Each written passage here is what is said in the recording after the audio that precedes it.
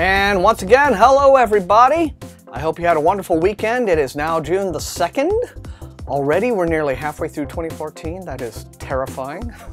But you know what it means. It's time once again for Mailbag Monday. And this week's batch is massive. Too big for me to hold on my lap. It's 12 items at least. Very much an up to my knees stack here. So looks like a whole lot of exciting stuff.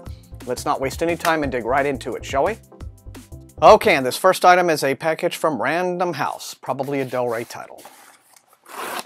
Okay, so this is an ARC for a new book by Drew Karpyshyn called The Scorched Earth. It is the second book in a series. I believe it's the sequel to this book right here, Children of Fire, which I have on my stack to start. So Scorched Earth is the second volume in his first series of original fantasy fiction. Drew Karpyshyn comes from the games industry, and so most of his novels before this series have been tie-in novels. I think to properties like Mass Effect, and I think he's probably written some Star Wars. But in any event, The Scorched Earth, book 2 in this series, comes out from Del Rey on August 19th. And another Random House package. You see what I mean? There's just big stuff this week.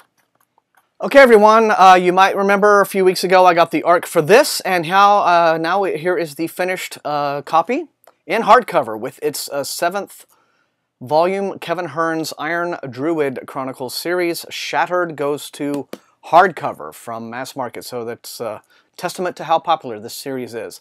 If you would like for me to get into this series and start reading and reviewing them for you, I'm happy to do it. I've always been kind of intrigued about them ever since they've come in. Looks like it could be a lot of fun. So for you Kevin Hearn fans, Shattered is coming out June 16th.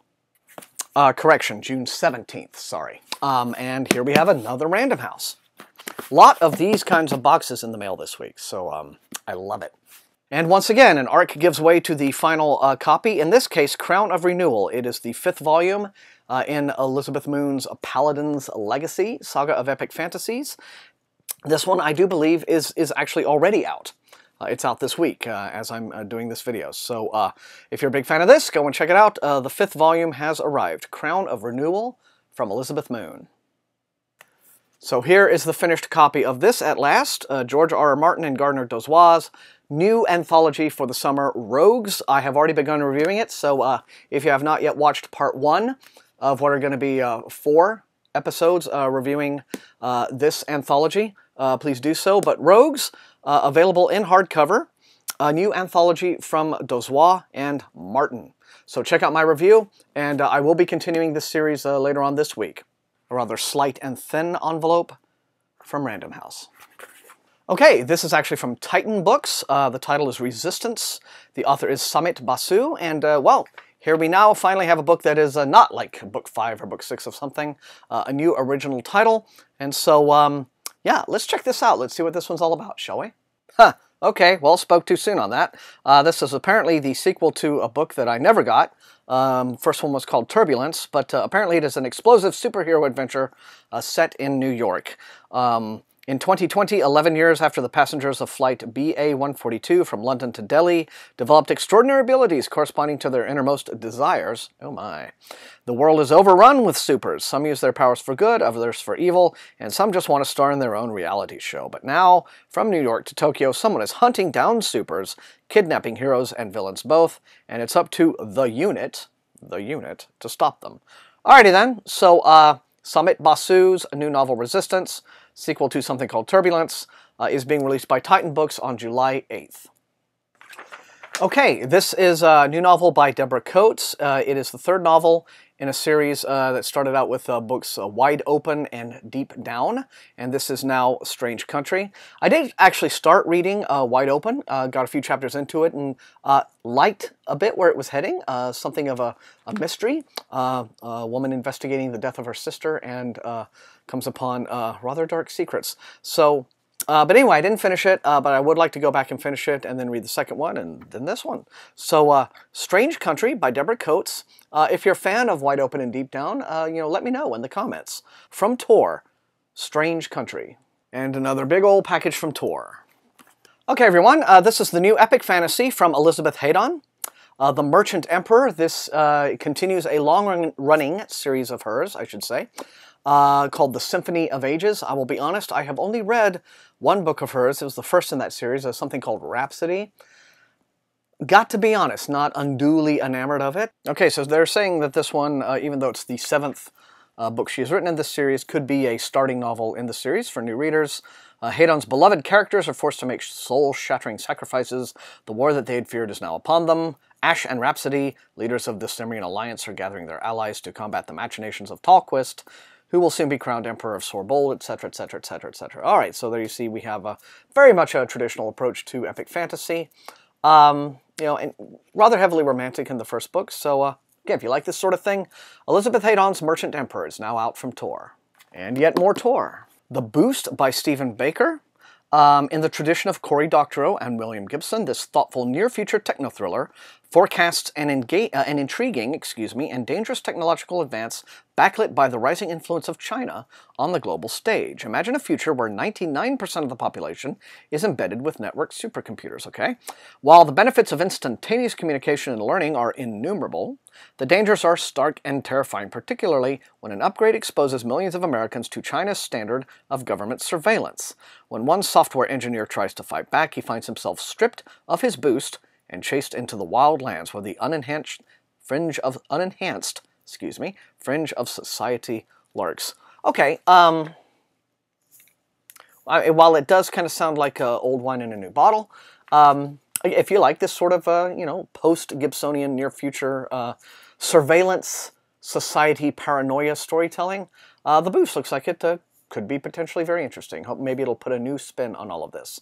But in any event, yeah, science fiction for the post-Eric Snowden world, I guess, by Stephen Baker, now available from Tor. And a big old fat box from Tor. My, I love this. All right, then, for all of you Heinlein devotees, this is the 2nd volume in a massive authorized biography of Robert A. Heinlein by William H. Patterson, Jr., Volume 2, In Dialogue with His Century, 1948 to 1988, The Man Who Learned Better. This is available tomorrow in hardcover.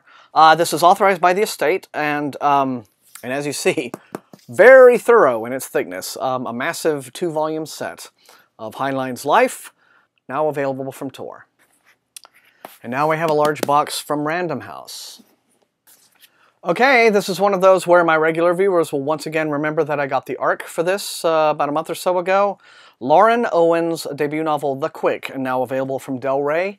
This is kind of interesting, so let me once again refresh your memories, read up on what it's all about. Okay, so in Victorian London, James Norbury, a shy would-be poet, newly down from Oxford, finds lodging with a charming young man from a wealthy family. Through this new friendship, he's introduced to the drawing rooms of high society and finds an unexpected romance. He then disappears without a trace. His frantic sister Charlotte, 5 years older and already confined to life as a spinster at their crumbling country estate, sets out to find him.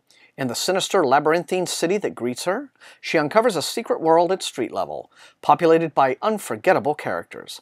But the answer to James's disappearance ultimately lies in the perpetually darkened corridors of the exclusive Egolius Club, whose members include some of the most ambitious and most bloodthirsty men in England.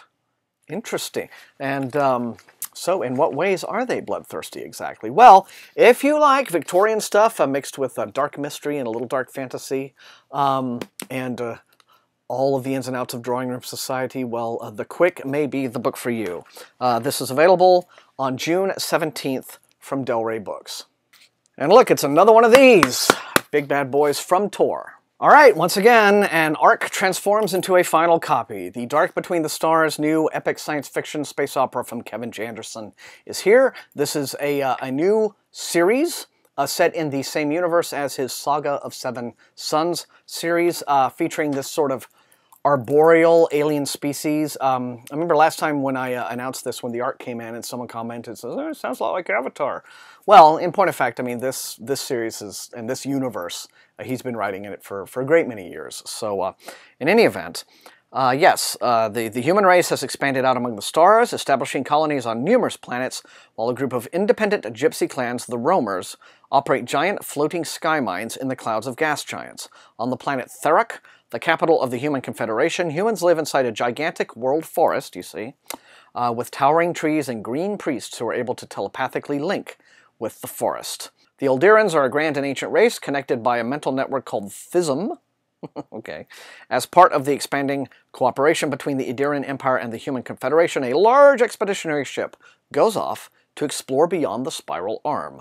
The ship encounters a mysterious and ominous dark nebula in space, a huge black cloud so opaque even starlight cannot penetrate it. The explorers are horrified when the dark nebula begins to grow and expand. So here we go. Deep space goings on. From Kevin J. Anderson, The Dark Between the Stars. Is available. Let me see. Where's the date? All right. Well, sounds like tomorrow is the day, gang. This has been a week for thick, heavy books. I'm getting an arm workout. Last one, everybody, and even though this one's not as thick, it's heavy, hardy, big hardcover. Oh my goodness. Oh my.